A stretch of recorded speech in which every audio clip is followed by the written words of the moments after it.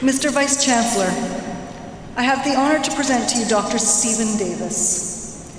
Born in the United States of America, Stephen Davis gained his Bachelor of Arts degree from the University of Rochester in New York State in philosophy, and went on to the University of Illinois at Urbana-Champaign to complete his doctorate in philosophy.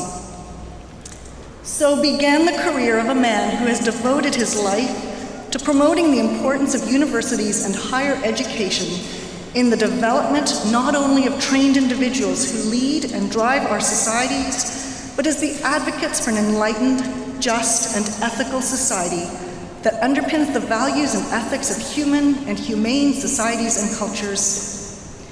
Working for 28 years as a professor at Simon Fraser University in British Columbia, Stephen Davis arrived in Ottawa and took up a position in the Faculty of Arts and Social Sciences at Carleton, where he established the Centre on Values and Ethics, a vibrant research centre focused on the important idea that there is no human activity in which questions of values and ethical principles do not arise. Perhaps such endeavors seem rather academic and even esoteric, but not so for Stephen Davis. They have been the driving force behind his work since he retired as university professor. Not many people have the fortune of completing a long and successful academic career only to retire and start a completely new and very influential chapter of one's life. But Stephen Davis has done exactly that. Driven by the surprising observation that governments and agencies in developing countries focused on improving primary and secondary education, Stephen Davis was forcibly struck by the lack of forethought of such a strategy. To him, it was clear that the leaders in society are nurtured through universities, and that the key to capacity development in any part of the world has, since time immemorial, relied on the strength and capacity of its universities to generate thinkers and doers of tomorrow. Stephen questioned the premise of not focusing on building strength in the post-secondary system in developing countries so that each country could build and train its own leaders with focus on their cultures and societies, and with knowledge and capacity to carry out relevant research to their particular challenges and situations. Stephen Davis founded Academics Without Borders, and for the past decade has recruited volunteers, marshaled resources, and sought to develop programs and programming that has changed the face of university education in several developing countries. Serving as its executive director for almost a decade, Stephen Davis has championed the importance of university education worldwide.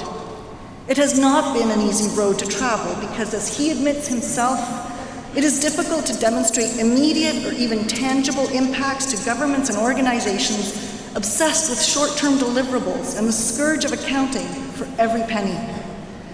But he has garnered strong support from international renowned faculty and professors and made incredible strides in nurturing the strength of university education all over the world.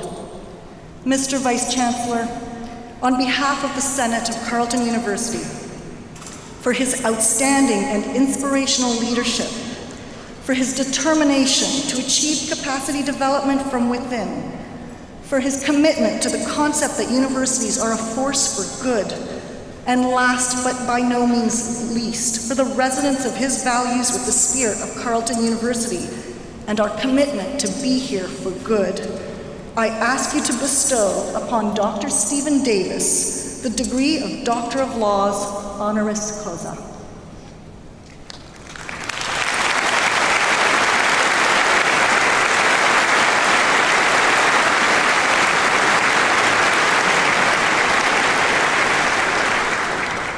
Stephen, I wonder whether, as you hear all that, you reflect back on the days that you sat in one of these chairs here as a graduating undergraduate student. And did you ever imagine that you would have such a career and have such an impact worldwide on developing the leaders for tomorrow? Of course not. There cannot be anything more inspiring than your story, and I hope that it inspires some of our graduating students today to know that there is always a tomorrow with incredible possibilities for changing the world. By virtue of the authority vested in me by the Board of Governors, and on the recommendation of Senate, I admit you to the degree of the Doctor of Laws, honoris causa. Congratulations. Thank you.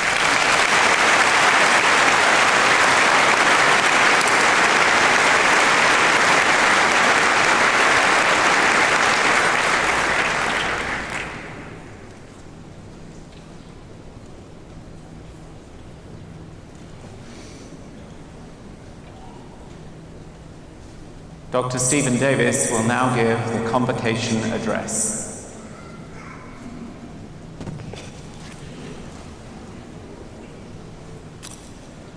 Mr. Vice Chancellor, Chair of the Board of Governors, graduates, honored guests and friends, I would like to thank Carleton University for granting me an honorary degree. I regard the honor to be not just for me, but for those who work with me at Academics Without Borders, a bilingual charity I founded in 2007 and ran for 10 years. Congratulations to all of you who are being awarded degrees today. You have just spent several years in one of the most important kinds of institutions in the world, a university. We take our universities for granted. I know I did, until I started Academics Without Borders. To see how important universities are, imagine they all closed today. Closed, worldwide, no more universities. Life would go on as before, but only for a short time.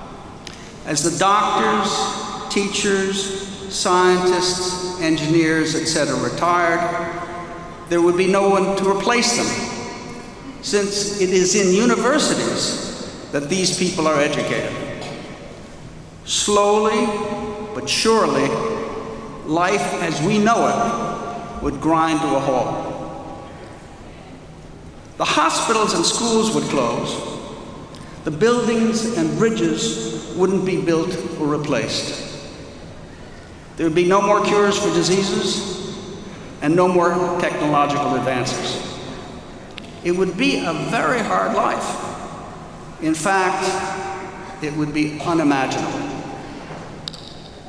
This is the sort of difficulty many developing countries face. They don't have the experts and professionals to provide their citizens with basic public services and to assist in their development. There are universities throughout the developing world, but they need and want help. This is where Academics Without Borders comes in. AWB is a standalone Canadian charity whose mission is to assist developing countries improve their universities. Here's an example. Macquarie University in Ethiopia asked AWB for help in creating a residency program in cardiology. AWB sent 2 cardiology professors to the university on a fact-finding mission. The most startling point of the report was that in Ethiopia, a country of 100 million, there were only 12 cardiologists for the whole country. And there's only one very small residency program to train cardiologists in the country. Cardiovascular disease is one of the major causes of mortality in Ethiopia. There, it doesn't affect old folks like me, but young folks like you. Consequently, many Ethiopians die young, unable to reach their full potential and realize their dreams. This lack of well-trained professionals is just one example among many throughout the developing world. Let me say why I founded AWB. I was about to retire. However, I wanted to stay connected to university life, since I love the 40 years I spent teaching and doing research. I was thinking of volunteering for a charity that helped universities in the developing world. Much to my surprise, I found no such organization anywhere in the world. I discovered that aid agencies and the foundations which support the developing world concentrated on primary and basic health. This was shocking. It is in post-secondary institutions where teachers and health workers are trained. You can't improve primary education and basic health without well-educated teachers and health workers. This led me to founding AWB. I stepped down from directing AWB in October 2017. I left it in good hands, and it is now the largest charity of its kind in the world that helps universities in developing countries. Let me say something about developing countries.